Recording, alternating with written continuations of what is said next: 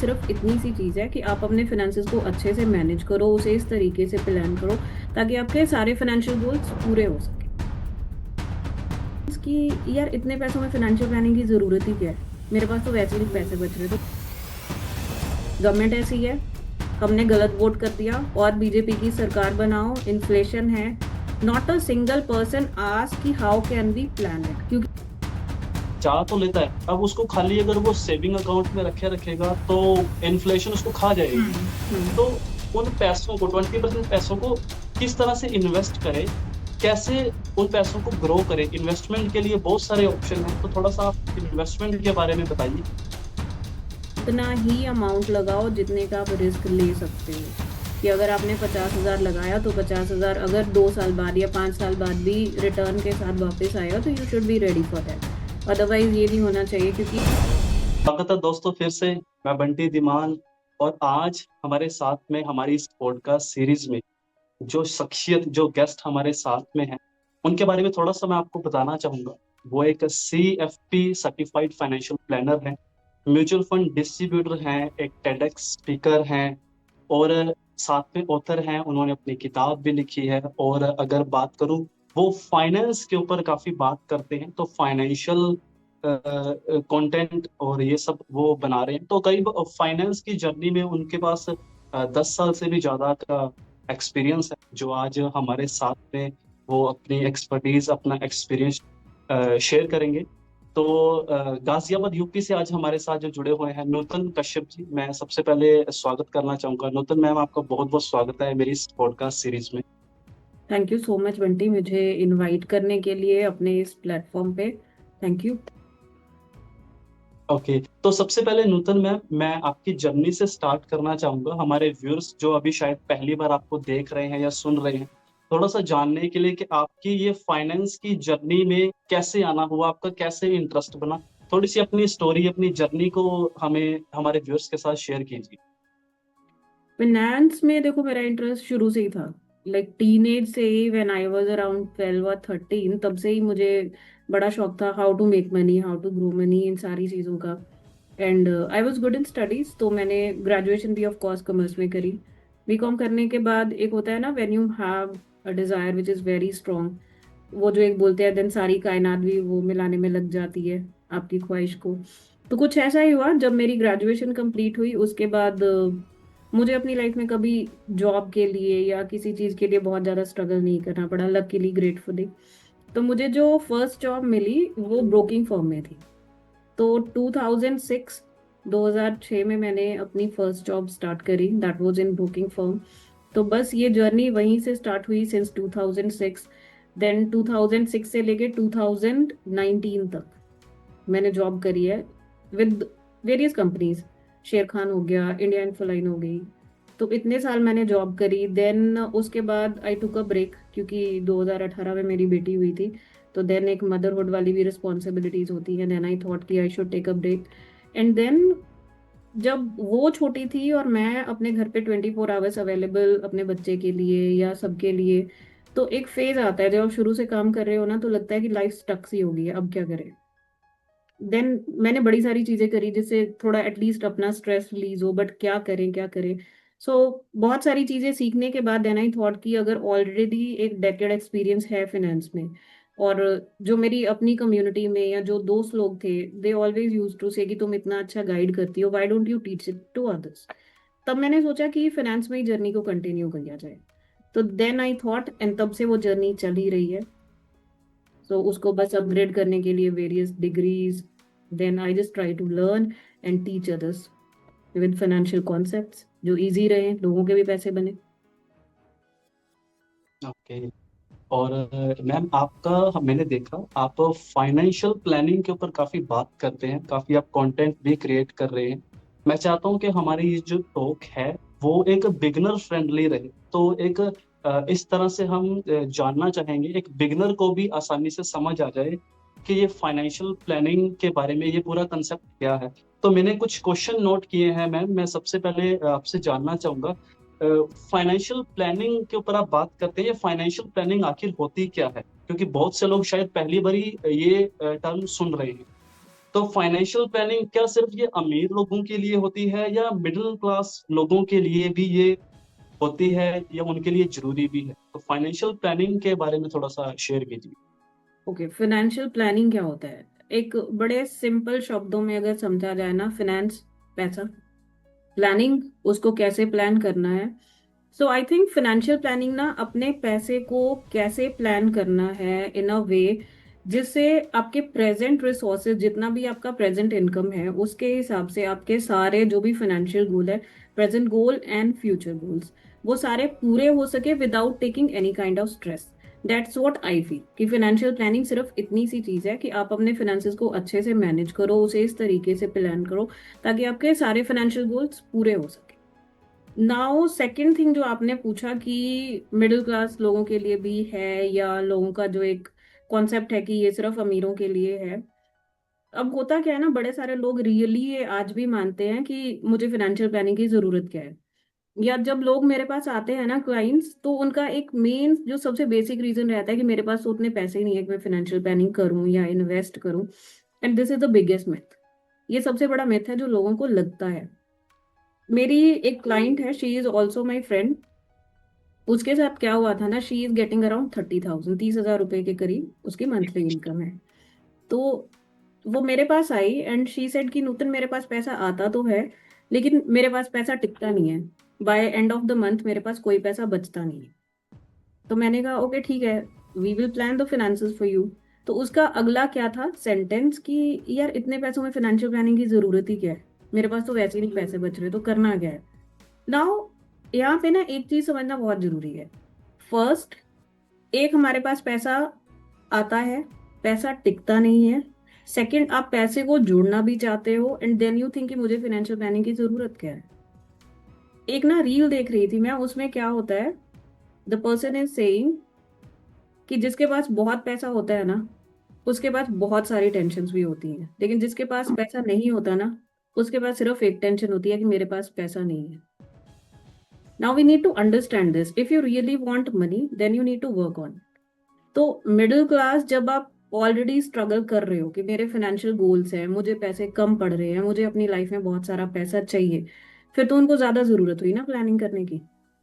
अगर आज आपको एक घर लेना है, अगर दिल्ली एनसीआर की बात करें तो 1 करोड़ से नीचे क्या ही आता है, right. And 1 crore liquid form में किसी के पास भी इतनी जल्दी घर खरीदने के लिए निकालना, that is not advisable. And वैसे भी बहुत मुश्किल होता है। अब उस टाइम रियली, और अगर आप मिडिल क्लास में भी हो तो घर एक इंडिया में सबका इमोशनल सपना होता है कि मेरे पास एक अपना घर हो। तो उसके लिए why don't you need to plan, plan करो। फाइनेंशियल प्लानिंग सबके लिए बहुत जरूरी होती है। इस कॉन्सेप्ट से, या जो एक ये भ्रम पाल रखा है ना कि नहीं पैसे जो बहुत होंगे तब we would start financial planning, कम पैसे में क्या फाइनेंशियल प्लानिंग करनी है या मुझे जरूरत नहीं है, this is the biggest myth जो आपको रोक रहा है और पैसे कमाने से और पैसे ग्रो करने से और अपनी लाइफ एक उस वे में जीने से जो आप रियली में चाहते हो, एक फाइनेंशियल अबंडेंस वाली लाइफ। ओके। तो इसलिए ये मिडिल क्लास के लिए भी उतना ही जरूरी है जितना अमीरों के लिए। आई थिंक और सबके मैम लिए, अगर किसी, सबके लिए। ओके, सबके लिए। और मैम अगर किसी की फिक्स सैलरी है या छोटी इनकम है, कम कोई कमा रहा है, हम्म। तो उससे वो कैसे एक बजट बनाए या उन पैसों को वो किस तरह से बचाए? कोई मनी मैनेजमेंट का अगर कोई तरीका है तो आप वो एक टिप्स या वो तरीका शेयर कीजिए। बजट कैसे बना सकता है या पैसों को मैनेज कैसे कर सकता है? पैसे तो देखो, जिसके पास जितने भी है ना उसको लगता है कि उतने ही कम है। कोई 10,000 भी कमाता है तो उसको लगता है मुझे 50,000 चाहिए, कोई 50,000 कमाता है तो उसको लगता है कि नहीं मेरे को 2 लाख चाहिए, कोई 2 लाख कमाता है तो उसको लगता है 5 लाख, और 5 लाख वाले को लगता है करोड़। सो पैसे जितने भी हम कमाते हैं ना हमें लगता है कि नहीं इससे और इससे और इससे और। But again the thing is कि अगर आपके पास जितना भी पैसा आता है उसी को मैनेज करना बहुत जरूरी है। And again it's about mindset, why do I से दिस अगेन। माइंडसेट, अगर आप 500 रुपये भी सेव कर सकते हो ना तो आप 5,000 भी सेव कर सकते हो और आप 5 लाख भी सेव कर सकते हो।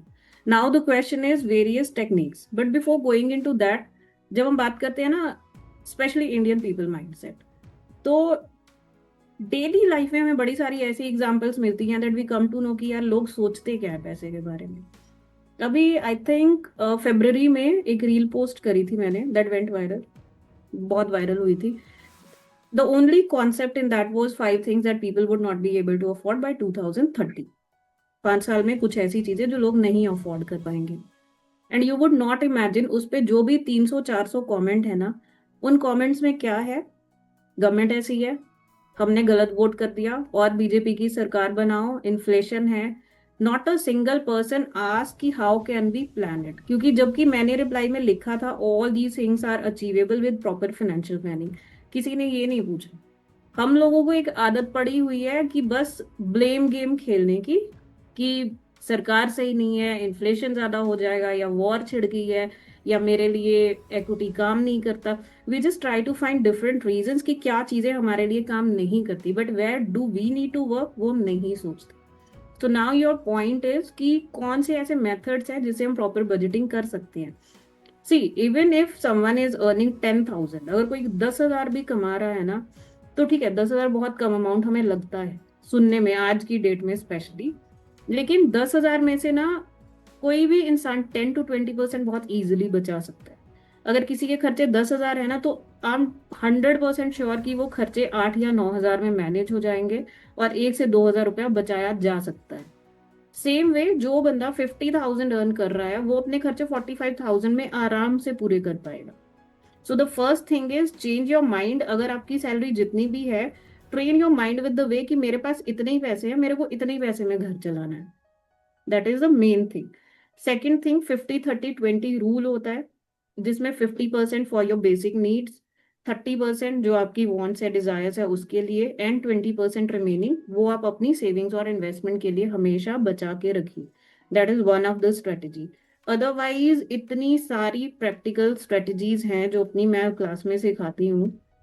जब लोग बोलते हैं ना मेरे पास पैसा नहीं है, एक सिंपल सा तरीका, like 30 days in a month, 30 दिन या 31 दिन होते हैं मंथ में। आप फर्स्ट को 10 रुपए सेव करो, दो को 20 रुपए सेव करो, तीन को 30 रुपए सेव करो, and continue it for 31 days, and then see the amount कितना होगा। जो आप कहते हो ना मुझे पैसे सेव नहीं हो रहे, सेव नहीं हो रहे, no, you can easily save around 4 to 5 thousand by this method. 333 rule होता है। अगर आपको कुछ नहीं समझ में आता, डेली के 333 रुपए एक अलग से गुल्लक निकाल लो, उसमें रखो, and by end of the month आपके पास 10,000 रुपए होंगे। सो बस यू शुड बी रेडी कि हमें खुद क्या करना है। इस ब्लेम गेम से बाहर आके ना अपनी रिस्पॉन्सिबिलिटी को समझो कि हाँ, अगर मुझे अपनी लाइफ में कुछ चाहिए तो वो मुझे पूरा करना है। बाकी बहुत सारी चीजें हैं जो हम कर सकते हैं। अगर डिजायर स्ट्रांग है तो उस पर बस एक्शन लो, ये सारे काम हो जाते हैं। बहुत बढ़िया। आई होप जो पहली बार सुन रहे हैं, जिनको ये मनी मैनेजमेंट के बारे में जानना या सीखना था, आपने जो एक दो तरीके बताए, आई होप उनको हेल्प करेंगे कि आप 1 तारीख को 1 रुपया, 2 तारीख को डबल, तीन को उससे डबल, इस तरह से पैसों को सेव कर सकते हैं या मैनेज कर सकते हैं। आपने 50-30-20 एक फॉर्मूला बताया। हम 50-30-20 फॉर्मूले के ऊपर बात करेंगे थोड़ा सा आगे, लेकिन उससे पहले मैं एक सवाल पूछना चाहता हूँ आपसे। फाइनेंशियल गोल कैसे सेट करें, क्योंकि गोल सेट करना बड़ा जरूरी है। जब तक गोल ही नहीं तो हम हम्म। आगे का वो सब बाद में हो जाता है। तो जैसे एक घर खरीदना, बच्चों की पढ़ाई, रिटायरमेंट, तो आजकल तो एक बड़ा वायरल भी हो रहा है कंसेप्ट फायर के ऊपर, हम्म। फाइनेंशियल इंडिपेंडेंट रिटायर करनी। इस पर बहुत लोग बात करते हैं आजकल। तो इन सभी गोल्स के लिए कैसे अलग से प्लानिंग करनी पड़ती है, और ये प्लानिंग करे तो करे कैसे? घर के बारे में, बच्चों की पढ़ाई के बारे में, रिटायरमेंट के बारे में, थोड़ा ये गोल्स के बारे में बताइए। एक चीज तो देखो, आपने बिल्कुल सही कही है कि गोल सबसे पहले होना चाहिए। क्योंकि गोल की क्यों इतनी जरूरत पड़ती है? जब तक हमें अपनी लाइफ में ये पता ही नहीं ना है कि हमें क्या अचीव करना है, तब तक हम उसको कभी अचीव नहीं कर पाएंगे। नाउ व्हाई डू आई से दिस? लोग आते हैं मेरे पास with different desires, different dreams. मुझे घर खरीदना है, फॉर एग्जाम्पल, जैसे आपने भी ये क्वेश्चन में पूछा। अब घर खरीदना है इज नॉट अ गोल। अब ये गोल क्यों नहीं है? राइट, क्योंकि घर खरीदना तो गोल है मेरा, पर ये गोल क्यों नहीं है? घर खरीदना इज ओनली योर डिजायर और अ ड्रीम, कि आपको घर खरीदना है। Understand the difference between two. अगर आपको घर खरीदना है वो आपका गोल नहीं है, वो आपका सपना है। वो गोल कब बनेगा? जब आप ये बोलोगे ना कि मुझे एक 50 लाख या 60 लाख का घर आज से 5 साल के बाद कौन सी लोकेलिटी में खरीदना है, और आज की डेट में मैं उसके लिए क्या कर सकता हूँ, दैट इज योर गोल। क्योंकि जब लोग मेरे पास आते हैं ना, last year a couple came to me, और मैं भी जब मैं फाइनेंशियल प्लानिंग स्टार्ट करती हूँ तो I also started from here कि अपने गोल्स बता दो मुझे पहले। एंड दे सेड कि हमें ना घर चाहिए, एंड जितनी जल्दी हो सके हमें चाहिए। तो आई सेड ठीक है, आपके पास कितने पैसे हैं अभी? That is the first point ना, कितने पैसे हैं अभी? तो दे सेड कि अभी हमारे पास कुछ नहीं है। तो मैंने बोला फिर आप इतनी जल्दी में घर मत लो, एटलीस्ट 2 साल वेट करो, क्योंकि अगर आप घर ढूंढ रहे हो 50 लाख का, एंड थिंक कि आपके पास एक भी रुपया नहीं है, एटलीस्ट 20 to 25% तो मैं डाउन पेमेंट के लिए चाहिए, then I suggested them a different financial plan, जिससे पहले 2 साल में उनके डाउन पेमेंट के 12-15 लाख रुपए पूरे हो जाए। देन उसके बाद एक ऐसा प्लान जिससे आपकी लोन की अगर इंस्टॉलमेंट भी जाएगी तो वो आपके बाकी खर्चों को इम्पैक्ट ना कर सके। आपके जो भी प्रेजेंट खर्चे या बच्चों की पढ़ाई हो गया, जो भी फिक्स्ड एक्सपेंसेस हैं, या कुछ आपकी इन्वेस्टमेंट चल रही होंगी, वो कुछ भी हाउसिंग लोन की इंस्टॉलमेंट से इम्पैक्ट ना हो। सो गोल कैसे बनाना है? Goal should always be a smart goal. Smart means S for specific, M for measurable, A for achievable, R for relevant, and T for एक उसको टाइमलाइन जरूर देना है। अब जैसे घर खरीदने की बात हुई ना, तो सेम जैसे हमें पता होना चाहिए हमें कितने का घर लेना है, कितने टाइम के बाद लेना है। अगर मुझे 5 साल में घर चाहिए तो ये चीज पता होनी चाहिए, ये नहीं कि मुझे सिर्फ एक घर चाहिए। तो you should be very clear कि मुझे 5 साल बाद एक घर लेना है जिसकी वैल्यू अराउंड 50-60 लाख होगी। और एक घर आई थिंक बहुत इमोशनल डिसीजन होता है फॉर इंडियंस, तो वो डेफिनेटली उनके लिए रेलिवेंट होगा ही होगा। टाइमलाइन हमने ऑलरेडी दे दिया। अचीवेबल दैट मीन्स कि अगर मुझे 50 लाख रुपए के लिए एक डाउन पेमेंट भी इकट्ठी करनी है, 10 या 12 लाख की अगले 2 सालों में, तो मैं उसके लिए 20 से 30 हजार रुपए आई कैन इजिली इन्वेस्ट। तो वो आपका एक एक्शन स्टेप हुआ जो आप इजिली ले सकते हो। क्योंकि अगर हम ये सोचेंगे ना कि नहीं, मुझे कल घर चाहिए और मेरे पास कुछ भी नहीं है, then that is not achievable. तो ये चीजें गोल बनाते हुए हमेशा हमें माइंड में रखनी चाहिए, then it would be for your goal. तो इसलिए जब भी हम फाइनेंशियल प्लानिंग की बात करते हैं, वो चाहे घर खरीदना हो, कार खरीदना हो, चाइल्ड एजुकेशन हो, चाइल्ड मैरिज हो, या खुद की रिटायरमेंट प्लानिंग हो, वेकेशन, जितने भी गोल्स होते हैं, उन सब के लिए हमें सबसे पहले एक अमाउंट डिसाइड करना होता है कि हमें कितना चाहिए। देन अकॉर्डिंगली उसके लिए हम प्लान करते हैं for your short term goals, then your long term goals. This is the way we can plan. Okay, ये काफी रिलेवेंट रहेगा, काफी रिलेट करेंगे लोग इस बात को समझने में कि गोल को किस तरह से सेट करना है, स्मार्ट फॉर्मूला जो आपने बता दिया। अच्छा मैम, मैं वापस आना चाहूंगा, एक 50-30-20 फॉर्मूला बताया था, हम्म। उसमें मैं जानना चाहूंगा जो 20% सेविंग या इन्वेस्टमेंट के लिए एक हम्म। पर्सन मैनेज करे पैसे को, तो वो पैसों को बचा तो लेता है, अब उसको खाली अगर वो सेविंग अकाउंट में रखेगा तो इन्फ्लेशन उसको खा जाएगी। हम्म। हम्म। तो उन पैसों को, 20% पैसों को किस तरह से इन्वेस्ट करे, कैसे उन पैसों को ग्रो करे? इन्वेस्टमेंट के लिए बहुत सारे ऑप्शन हैं, तो थोड़ा सा आप इन्वेस्टमेंट के बारे में बताइए, उन 20% को वो कैसे इन्वेस्ट करेगा? देखो, सेविंग अकाउंट में तो ऑफ कोर्स कुछ नहीं, इनफैक्ट अगर आप अपना पैसा एफडी में भी रखो ना, तो उसमें भी आपकी रिटर्न नेट में ऑलमोस्ट नील या नेगेटिव हो जाती है। अब कैसे हो जाती है? क्योंकि 6 to 7% इससे ज्यादा एफडी के रेट है नहीं है, और अभी कल ही रेपो रेट कम हुआ है, तो उसके बाद शायद एफडी के इंटरेस्ट और कम हो जाए। सो लेट्स अज्यूम अगर 6% आपको रेट ऑफ इंटरेस्ट आता है आपकी एफडी पे, आपने तो आराम से पैसे लगा दिए। क्योंकि इंडिया में ना still it is a mentality कि अगर हमारे पास 1 लाख रुपया हो, चाहे 1 करोड़ रुपया हो, हम इसको एफडी में रखेंगे, सबसे सिक्योर्ड वे है, हमारा पैसा कहीं नहीं जा रहा।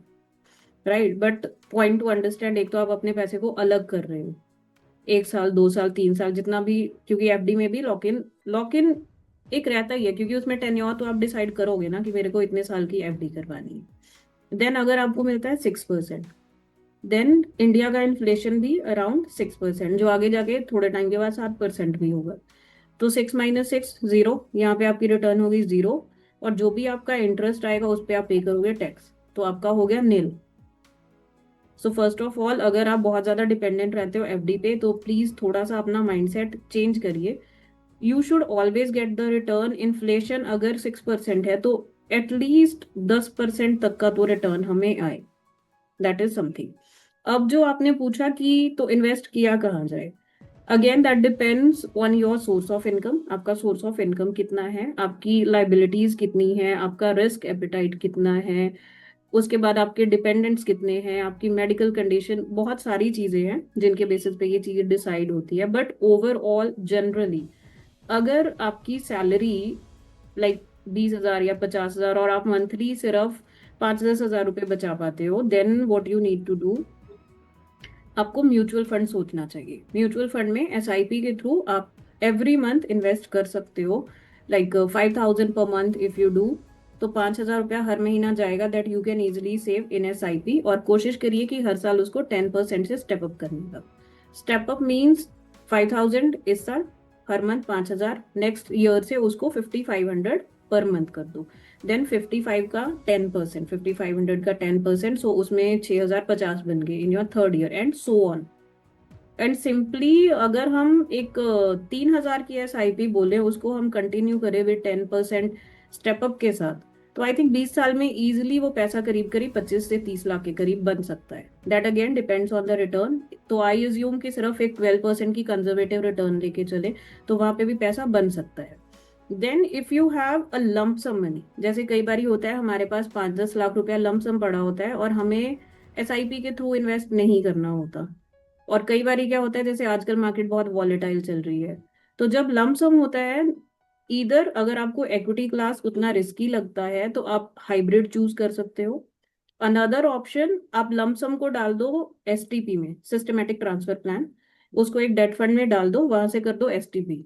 तो एवरी मंथ या एवरी वीक जो भी टेन्योर आपने सिलेक्ट करा होगा उसके हिसाब से थोड़ा थोड़ा पैसा डायरेक्टली इक्विटी में ट्रांसफर होता जाएगा by STP plan. That is also the plan in mutual fund. तो उसके जरिए भी आप बहुत सारा पैसा इकट्ठा कर सकते हो। उसके बाद जब लंप सम अमाउंट बढ़ता जाता है तो there are so many option, corporate bonds हैं, डेट फंड्स हैं, जिनमें आपको अच्छी खासी रिटर्न मिल जाती है। उसके अलावा जो नई चीजें आई हैं, एसआईएफ है मार्केट में, SIF specialise investment plan, then advance investment plan, लेकिन इन सब की टिकट साइज थोड़ी बड़ी होती है। एसआईएफ की 10 लाख और एआईएफ की बात करूँ तो उसमें 1 से 1.5 करोड़ का मिनिमम टिकट साइज होता है। So that depends on the amount that you want to invest, उसके हिसाब से हमें इन्वेस्ट करना चाहिए। But mainly I think SIP is the method जो सबके लिए इजी रहता है और सारे बेनिफिट्स भी मिल जाते हैं इन्वेस्टमेंट के। ओके। तो आज के टाइम पे अगर कोई पर्सन, ये तो आपने बता दिया कि म्यूचुअल फंड के थ्रू वो एसआईपी के जरिए इन्वेस्टमेंट स्टार्ट कर सकता है। कोई पर्सन उसके पास टाइम है, वो डायरेक्ट खुद स्टॉक्स में ही इन्वेस्टमेंट हम्म। करना चाहे, या फिर आज के टाइम पे ईटीएफ काफी पॉपुलर हो रहे हैं, तो हम्म। ईटीएफ इन्वेस्टिंग या डायरेक्ट स्टॉक इन्वेस्टिंग के बारे में आपका क्या कहना होगा उन सब लोगों के लिए जो डायरेक्ट इन्वेस्टिंग करना चाहते हैं? देखो, ये तो कम्प्लीटली अपनी चॉइस है। If you are ready to take the risk, then share market of course सबसे ज्यादा रिटर्न देता है with maximum amount of risk also. So अगर हमें रिटर्न बहुत ज्यादा चाहिए तो डेफिनेटली हमें रिस्क लेने के लिए भी तैयार रहना होगा। बिकॉज अगर किसी ने, ये लगा लो कि टाटा मोटर्स किसी ने अगर 1,200 रुपये पे लिया होगा ना लास्ट ईयर, कुछ 7-8 महीने पहले, तो अभी भी टाटा मोटर करीब करीब 600 के करीब चल रहा है।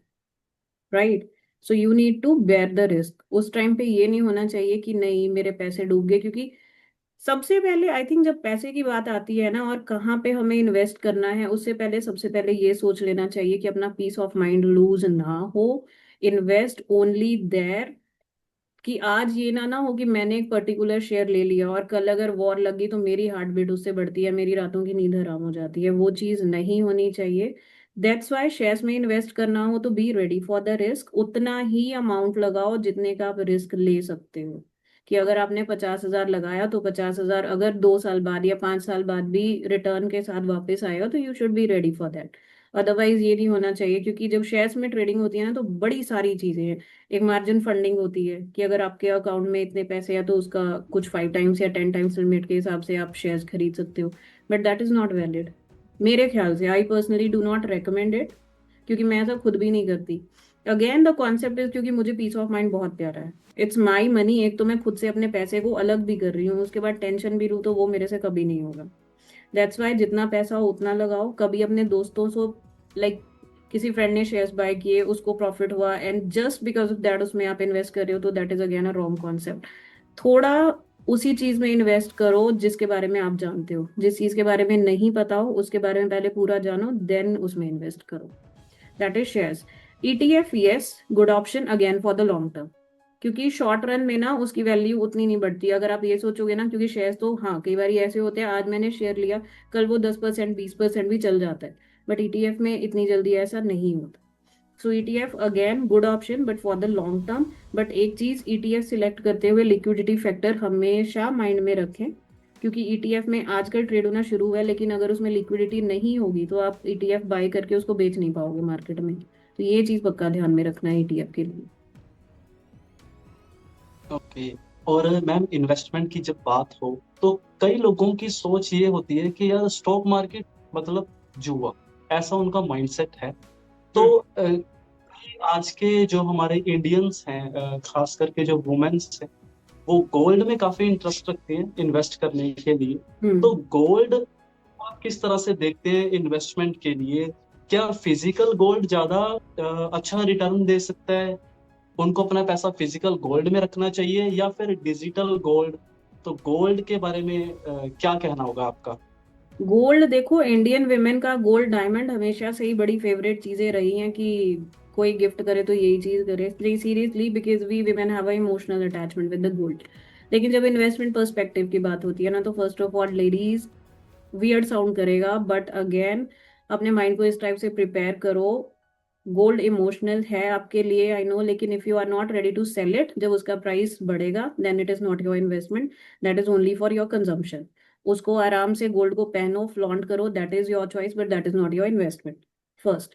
क्योंकि इन्वेस्टमेंट सिर्फ वही चीज होती है जो मैंने आज बाय की, कुछ टाइम के बाद उसका प्राइस बढ़ा, मेरे को अच्छे रिटर्न्स आ रहे हैं, now I am ready to sell that, है ना। कुछ भी एसेट वो होता है, अदरवाइज अगर मेरे को कभी वो बेचना ही नहीं है और मेरा मन उस चीज को बेचने के लिए तैयार नहीं है, तो फिर क्या फायदा। गोल्ड देखो, आज की लेडीज के पास तब से भी पड़ा होगा, even if I talk about my self, तो मेरे पास गोल्ड तब से भी था जब 4,000 रुपये भी 10 ग्राम था, और आज की डेट में जब लाख रुपया 10 ग्राम भी है, but still I am not willing to sell it. Simple. So अगर आप इन्वेस्ट करना चाहते हो, then go for digital gold. और कितना गोल्ड खरीदना चाहिए, दैट इज, गोल्ड का ये है, हाँ 1-2 साल से बहुत चला है, but again the thing is कि गोल्ड एक अपने पोर्टफोलियो में ना डाइवर्सिफिकेशन के लिए यू शुड हैव 10%, क्योंकि आने वाले टाइम में तो सिल्वर भी बहुत चलेगा, तो सिल्वर भी बहुत पॉपुलर हो सकता है जो लोग पोर्टफोलियो में ऐड करना शुरू कर देंगे। सो डिजिटल गोल्ड प्रेफरेबल अगर ये इन्वेस्टमेंट के लिए है। अगर सिर्फ अपने शौक के लिए खरीदना है, then go for physical gold. क्योंकि नॉर्मली क्या होता है, जब हम किसी ज्वेलर से जाके गोल्ड बाय करते हैं ना, तो वो आपको उसी टाइम पे बोल देता है कि जब आप दोबारा रीसेल के लिए आओगे ना, 30% कम मिलेगा कम से कम। देन उस टाइम पे जाके जो भी उसमें मेकिंग में जो भी कुछ अदर मटेरियल्स यूज हुए होंगे वो भी निकाले जाएंगे, and then so on. So that is not for investment, gold jewellery specially. Okay. और मैम रिस्क मैनेजमेंट की अगर बात करें, अच्छा तो मैम रिस्क मैनेजमेंट के बारे में कुछ बताइए, रिस्क को कैसे मैनेज किया जा सकता है, रिस्क मैनेजमेंट? हम्म। देखो, इन्वेस्ट करने के लिए हर बंदा चाहता है ना कि मेरे पास बहुत सारे पैसे हो, और उसके लिए कुछ लोग एक्शन स्टेप लेते हैं कि हमें इन्वेस्ट भी करना है। लेकिन इन्वेस्टमेंट से भी पहले आई थिंक रिस्क मैनेजमेंट बहुत जरूरी है। वाई? एक बहुत सिंपल सी एग्जांपल, जब हम कार ड्राइव करना शुरू करते हैं तो पहले हम सीट बेल्ट लगाते हैं, राइट। कार घर से बाहर निकाल के चौराहे तक नहीं लेके जाएंगे सो दैट ट्रैफिक पुलिस हमें रोके, पूछे, चार बातें सुनाए, एंड देन हम सीट बेल्ट लगाए, this is not the way. Same thing जब हम इन्वेस्ट करना शुरू करते हैं ना, सपोज आपने 50,000 रुपये म्यूचुअल फंड में लगा लिए, आप आज ही किसी के पास जाके 50,000 रुपये म्यूचुअल फंड में डाल दिए, और वापस आते हुए आपका हो गया, भगवान ना करे, एक्सीडेंट, और आप हो गए हॉस्पिटलाइज्ड। आपके पास कुछ भी पहले इंश्योरेंस नहीं था, कुछ भी रिस्क मैनेजमेंट आपने लिया नहीं, दैट्स वाई अब पैसे कहाँ से दोगे। तो जो पैसे आपने इन्वेस्ट करने के लिए रखे थे ना, 50,000, सबसे पहले वही निकाल के आप डॉक्टर को पे करोगे। That is why risk management important. जब भी हम इन्वेस्ट करेंगे तो सबसे पहले रिस्क देखेंगे कि क्या क्या है और उसको मेजर करेंगे। सो फर्स्ट ऑफ ऑल जब हम फाइनेंशियल प्लानिंग स्टार्ट करवाते हैं, तो इसीलिए कहा जाता है कि इमरजेंसी फंड नाम का कॉन्सेप्ट है, that if you are a salaried person, तो कम से कम आपके 6 महीने के जितने भी एक्सपेंसेस हैं वो आप एक जगह अलग से रखोगे, जो आपका इमरजेंसी फंड या कंटिजेंसी फंड रहेगा, जिसको आप जरूरत पड़ने पे इस्तेमाल कर सको। सेकंड थिंग, अगेन, अगर आपको वही गाड़ी लॉन्ग ड्राइव पे लेके जानी है, then you also need a support for your back. अपनी नेक को सपोर्ट भी तो दोगे, तभी लॉन्ग रन में चला सकोगे, नहीं तो फिर बैक एक, ये सारी चीजें होंगी। अब उसके लिए आपको एक लेना होगा इंश्योरेंस। अब मार्केट में बड़े सारे इंश्योरेंस मिलते हैं, इतने इंश्योरेंसेस की जरूरत किसी को भी नहीं होती, but just for the commission agent sell various types of commission, वो चाहे यूलिप हो, चाहे एन्युटी प्लान हो। मैं ये नहीं कहूंगी कि सारे प्लान्स बुरे, but you need to check कि आपके लिए कौन सा प्लान अच्छा है। और जो मेजरली इंश्योरेंस चाहिए वो सिर्फ रिस्क प्लानिंग के लिए होता है, इंश्योरेंस कभी भी आपके इन्वेस्टमेंट के लिए नहीं होता। फर्स्ट ऑफ ऑल आपके पास होना चाहिए एक मेडिकल इंश्योरेंस, और फैमिली फ्लोटर हो तो और भी बढ़िया। अगर आपके फैमिली है तो जिसमें आप, आपकी वाइफ, आपके बच्चे, या फिर अगर आपके parents, if they can be covered under that insurance policy, तो इंश्योरेंस पॉलिसी में medical insurance first. Then second thing is, अगर आपके हैं डिपेंडेंट, तो एक टर्म इंश्योरेंस आपके लिए बहुत जरूरी है। क्योंकि टर्म इंश्योरेंस, अब होता क्या है ना, लोग नॉर्मली बोलते हैं कि term insurance and medical insurance ये दोनों इस टाइप की इंश्योरेंस है जिसमें आपको पैसे मिलते नहीं है वापस। राइट, टर्म इंश्योरेंस में आजकल कुछ प्लान्स आए हैं जो return of the amount paid आता है, लेकिन अदरवाइज पहले ये सारी चीजें नहीं होती थी, एंड मोस्टली प्लान्स आज भी ऐसे हैं जिसमें वो अमाउंट आपको वापस नहीं आएगा। But again the concept is कि, for example I tell you, when I bought medical insurance, मैंने बाय करी थी 2014 में for my husband and me. तो तब हमें देना पड़ता था कुछ 15,000 के करीब अमाउंट 2014 में। 2014, 15, 16, ठीक है, हम प्रीमियम पे करते गए। एंड देन 2017 मेरे हस्बैंड की तबीयत खराब हो गई and he was hospitalised for 4 days, और उस टाइम पे हमारा बिल बना था 80,000 rupees. Right, now the point two understand कि आजकल मेडिकल कॉस्ट इतनी ज्यादा है, और वो हमेशा 12 to 14% रेट ऑफ से इन्फ्लेट भी हो रही है, हर साल उतनी मेडिकल कॉस्ट बढ़ रही है। अगर हम ये नहीं समझते कि bye paying only 15 to 20,000 in an year for your family, individual case में वो प्रीमियम और भी कम होगा। एक ही टाइम पे आपके घर में अगर कोई भी हॉस्पिटलाइज होता है तो लाखों का बिल ना वो मेडिकल इंश्योरेंस क्लेम कर देती है। लाइक आप पैसे वहां से पूरे मिल जाते हैं आपको, जितने शायद हमने 4-5 साल में पे करे होते हैं। So I think that is the best thing that I did in my life, and I also suggest everyone to do that, कि मेडिकल इंश्योरेंस तो पक्का होना चाहिए। अब जो गलती लोग करते हैं वो मेनली होती है, इंश्योरेंस ले भी लेते हैं, फिर सोचते हैं पैसे तो वापस आने नहीं, तो सिर्फ 4-5 लाख की ले लेते हैं, 1 लाख की ले लेते हैं, and that is very wrong. In fact एक बारी एसबीआई बैंक में ही मैं गई हुई थी, because I was a customer over there. एक आया कोई एंड उसने बैंक मैनेजर को बोला कि मुझे इंश्योरेंस चाहिए, मेडिकल इंश्योरेंस। एंड उसको जो इन्फॉर्मेशन दी गई कि आप 1 लाख का इंश्योरेंस ले लो। अब 1 लाख के इंश्योरेंस में क्या हो जाएगा, आजकल कुछ भी नहीं होता। सो अगर आप इंश्योरेंस ले रहे हो अपने लिए, तो द मेजर थिंग इज कि आप पहले ये चीज पहले चेक कर लो कि आपको कितने का मेडिकल इंश्योरेंस चाहिए। फॉर एग्जाम्पल, अगर आप मेट्रो सिटीज में हो, Tier 1 सिटीज में हो, तो एटलीस्ट 10 से 15 लाख का तो होना चाहिए। और अगर फिर भी नहीं तो एटलीस्ट एक बाईपास सर्जरी की जितनी कॉस्ट होती है उतने का इंश्योरेंस आपके पास होना चाहिए। Then term insurance. Term insurance में लोगों को लगता है ना 1 करोड़ 1.5 करोड़ बहुत हो जाएगा। It might be sufficient for someone, लेकिन नॉट फॉर एवरीवन। अब क्यों? आपका जितना भी एनुअल आपकी इनकम है, एटलीस्ट उसका 20 टाइम्स तो सोचो। लाइक अगर आप 10 लाख रुपए कमा रहे हो तो उसके हिसाब से आपका करीब करीब 2 करोड़ एक। एंड देन आपकी लाइबिलिटीज, अगर कोई चाइल्ड एजुकेशन है या कोई ऑनगोइंग लोन है, तो ये सारे फैक्टर्स कंसीडर करने के बाद आपको अमाउंट ऑफ इंश्योरेंस चूज करना चाहिए। That is how risk management is done. So first ये दोनों चीजें, इसके बिना तो इन्वेस्टमेंट लाइक स्टार्ट करना है तो इसके साथ साथ ही करें, लेकिन ये दोनों चीजें सबसे पहले होनी चाहिए आपके पास, आपका इमरजेंसी फंड एंड देन आपका insurance for risk planning. Then उसके बाद जब आप इन्वेस्ट करना शुरू करते हो, तो इन्वेस्टमेंट में भी, if we talk about mutual fund in general, क्योंकि आजकल एसआईपी या म्यूचुअल फंड्स के बारे में बहुत सारी एड्स आती हैं, लोगों को भी बहुत कुछ पता है, म्यूचुअल फंड सही है, ये है वो है, लोग सुन के लगा लेते हैं पैसे, देन सोचते हैं मेरा पोर्टफोलियो रेड में है, अब क्या करें। राइट, तो उसके लिए भी रिस्क प्लानिंग बहुत जरूरी है। तो एक 7531 का कॉन्सेप्ट होता है म्यूचुअल फंड में। 7 मीन्स कि अगर हम अपने पोर्टफोलियो पे रिटर्न चाहते हैं तो एटलीस्ट वेट फॉर 7 years। ये नहीं कि because many clients come to me and say कि हमने 6 महीने पहले पैसे लगाए थे, पैसे तो बढ़े नहीं हैं अभी तक। That is wrong concept. If you invest in mutual fund, कम से कम उसको 7 साल दो एक पावर ऑफ कंपाउंडिंग देखने के लिए। Then 5 stands for diversification.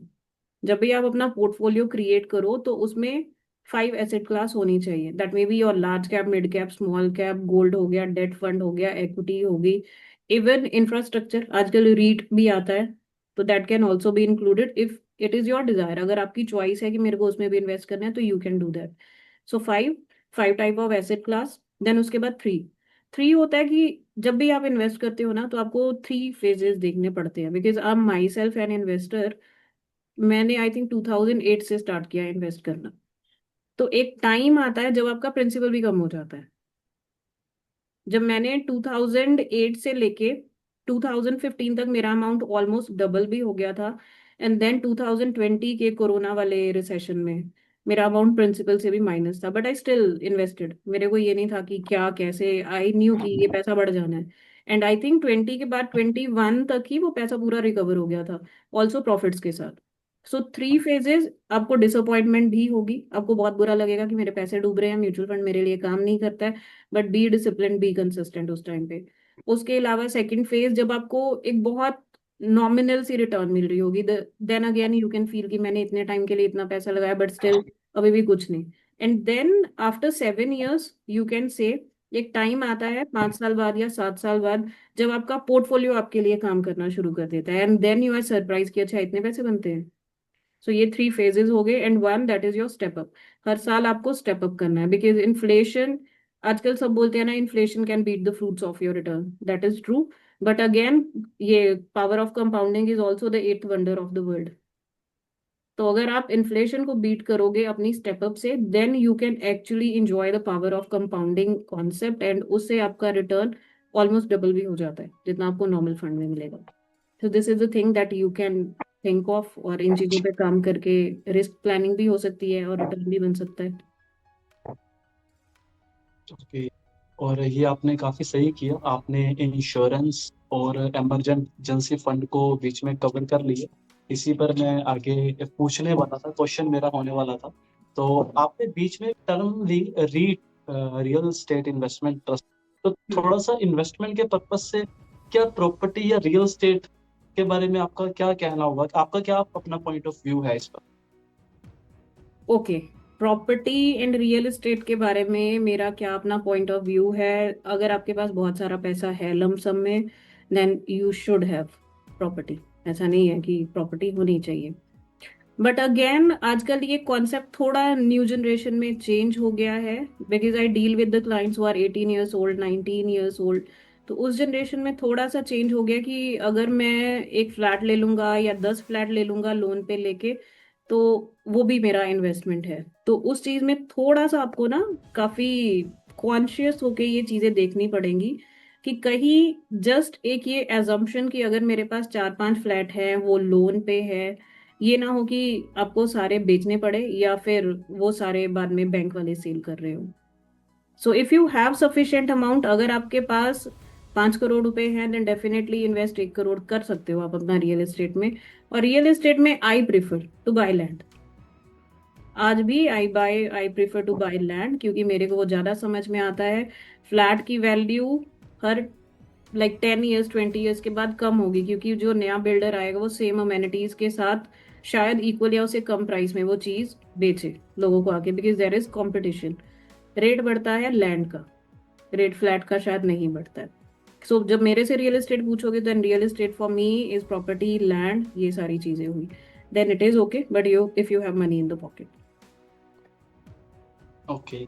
और मैम, आपकी अपनी इन्वेस्टिंग स्ट्रेटेजी क्या है? हमारे व्यूअर्स के साथ थोड़ी अपनी इन्वेस्टमेंट स्ट्रेटेजी भी शेयर कीजिए। मेरी अपनी इन्वेस्टमेंट स्ट्रेटजी में सबसे पहले है कि only invest in what you understand.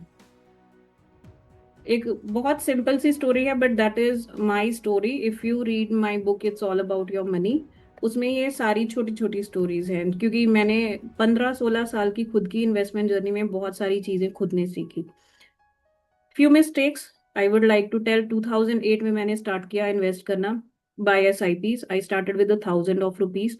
हाँ, आई स्टार्टेड विद 1,000 रुपीज। अब लोगों को अगर ये लगता हो कि I just carry on with 1,000 rupees, that is wrong, क्योंकि मैंने नेक्स्ट मंथ ही उसको 3,000 कर दिया था। Then I think by the end of that particular year it was 10 times. So that depends how much you can invest. And then 2008 में start करने के बाद, उसके बाद मार्केट रिकवर होगी 2009।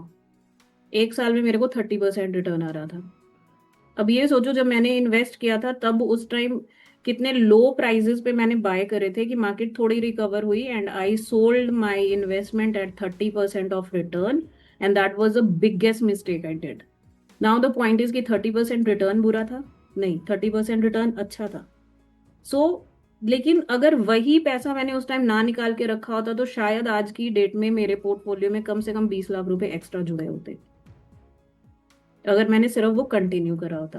That was the first lesson कि जब भी इन्वेस्ट करो your goal should be very clear.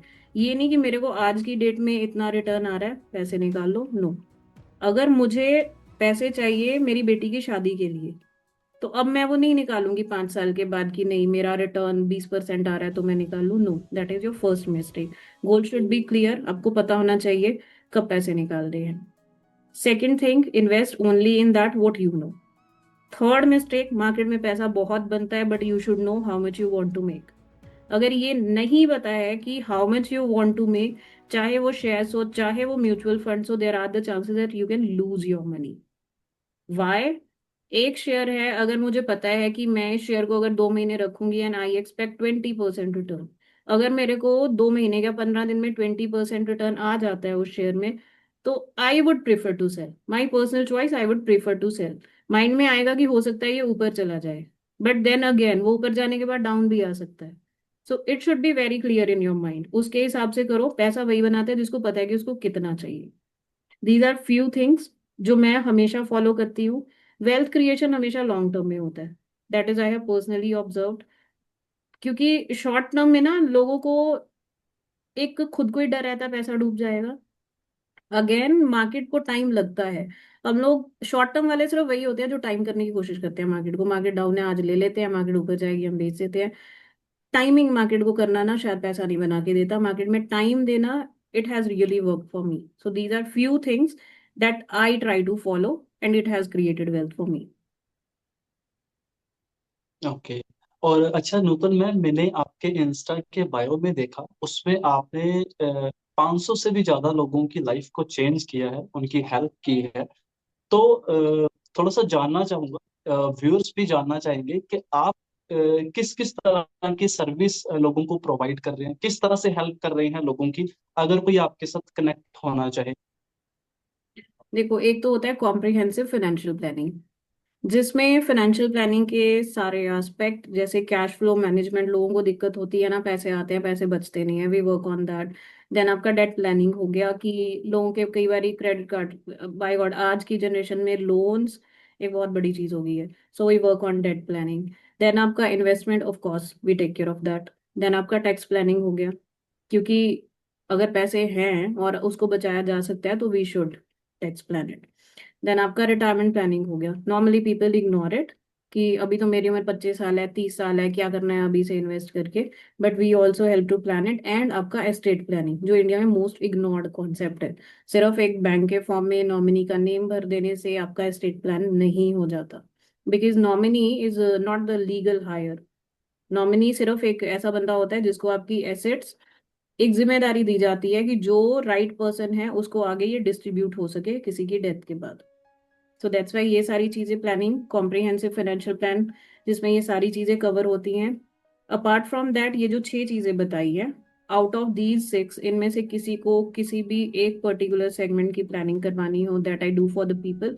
उसके अलावा I am a mutual fund distributor. तो अगर किसी को म्यूचुअल फंड लगाना हो, then I guide people that कौन सा फंड उनके पोर्टफोलियो में होना चाहिए, again after all the analysis that we point we discuss today. So this is what I do.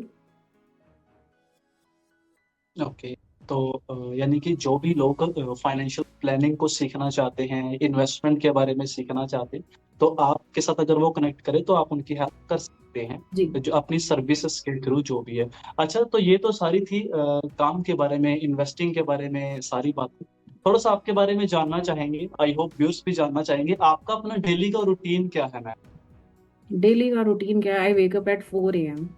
मेरे को बड़ा अच्छा लगता है to wake up at 4 AM, क्योंकि उसके बाद 4 से 6 वाला जो टाइम होता है, that is just for me time. मेरा morning ritual time. Morning ritual में यस आई डू ग्रैटिट्यूड हो गया, अफर्मेशन हो गया, विजुअलाइजेशन हो गया, then silence, then your reading. ये सारी चीजें मैं करती हूँ एंड रेगुलर बेसिस पे करती हूँ। I can say at least 80% of the days I try to do it. So that is the time. उसके बाद मेरी अपनी फैमिली है। मेरी बेटी है 6 साल की। जब वो उठ जाती है तो I need to spend time with her. मेरी अपनी फैमिली है, हस्बैंड है, बेटी है, मेरे इन लॉज है साथ में, everyone is there. So that is the best thing. Then 11 to 5 I try to work for the clients, कि थोड़ी लोगों की भी हेल्प करी जाए। This is something I do. So I enjoy the life, I live the life the way I want to live it. That is what I do on daily basis. Okay. और ma'am आपका अपना learning source क्या है? आप किस तरह से learn कर रहे हैं, ग्रो कर रहे हैं? लर्निंग तो देखो, एक लाइफ लॉन्ग लर्निंग वाला होता है ना कॉन्सेप्ट, तो डेट आई डू डेली। मैं कुछ ना कुछ तो नया सीख ही रही होती हूँ। अगर आप मुझसे पूछोगे कि आजकल कौन सी बुक पढ़ रहे हो, then I have the answer for that, क्योंकि बुक रीडिंग इज समथिंग जो आई थिंक हमेशा सबको करनी चाहिए। चाहे 20 मिनट ही सही, बट करना चाहिए। उसके अलावा फिनेंस में लाइक बड़े सारे कोर्सेज हैं दैट आई डू। जैसे CFP मैंने किया था last year, I think 2024। Yes. So that is also a learning. Then technical analysis. There are many things. Technical analysis, fundamental analysis. बड़ी सारी चीजें हैं जो मैं अपने आप को अपग्रेड करने के लिए करती रहती हूँ। So this is okay. something I do for और my मैम अगर yes. जी, तो मैम हमारे व्यूअर्स के लिए अगर कोई एक मैसेज देना हो तो वो आपकी तरफ से वो क्या मैसेज होगा? ओके, आई थिंक व्यूअर्स के लिए मैसेज एक ही होगा। फर्स्ट ऑफ ऑल, मैं तो खुद उस जर्नी में हूँ that I my self an investor. लेकिन एक जो मेजर गलती करते हैं ना लोग, कि मैं इन्वेस्ट करूंगा या करूंगी जब मेरे पास पैसा होगा। एंड वो टाइम ना शायद कभी भी नहीं आता, या बहुत लेट से आता है। सो मेरा एक ही मैसेज है, invest today for a better tomorrow. आपके पास जो है, जितना है, जितना आपको पता है, आप जहां पे हो उसके हिसाब से start investing. Don't wait for tomorrow. और वो टाइम तो शायद फिर ना बड़ी मुश्किल से आता है, कि जब मेरे पास बहुत सारे पैसे होंगे। You already have the money. अपना सिर्फ माइंडसेट थोड़ा सा चेंज करिए and start it. That is what I would like to okay. Say. और मैंने भी एक कहीं जगह पे पढ़ा था कि एक व्यक्ति कहता है, वो सोचता है कि मैं रनिंग करना तब शुरू करूंगा जब मैं पतला हो जाऊंगा। हम्म। लेकिन उसको ये समझ लेनी चाहिए कि वो अगर अभी से रनिंग शुरू कर दे तो ही वो तो पतला ही वो होगा, पतला नहीं होगा। तो वो पतला होने की वेट। तो अभी से उसको इन्वेस्टिंग स्टार्ट कर देनी चाहिए, तभी जाके वो फाइनेंशियल फ्रीडम अचीव कर पाएंगे। सो काफी सारी बातें आज आपने हमारे साथ शेयर की।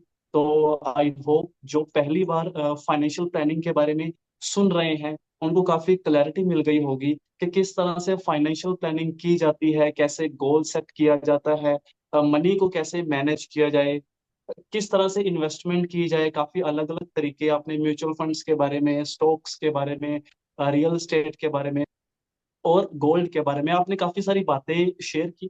तो आई होप व्यूअर्स को काफी सारी नई चीजें सीखने को आज मिली। तो मैं चाहूंगा अगर ये वीडियो व्यूअर्स, अगर ये वाकई ये सारी टॉक आपके लिए यूजफुल है तो इस वीडियो को एक लाइक करना, कमेंट करके बताना क्या फाइनेंशियल प्लानिंग को लेकर या इन्वेस्टिंग को लेकर किसी तरह का कोई सवाल है। तो आप कमेंट करेंगे तो हम कोशिश करेंगे आने वाली वीडियोस में उन सभी कमेंट्स को कवर करने की। इस वीडियो को आप अगर शेयर करना अपने सभी फ्रेंड्स और फैमिली मेंबर्स के साथ जो भी अपनी फाइनेंशियल प्लानिंग या जर्नी को स्टार्ट करना चाहते हैं, ताकि वो सही डायरेक्शन में आगे बढ़ सके।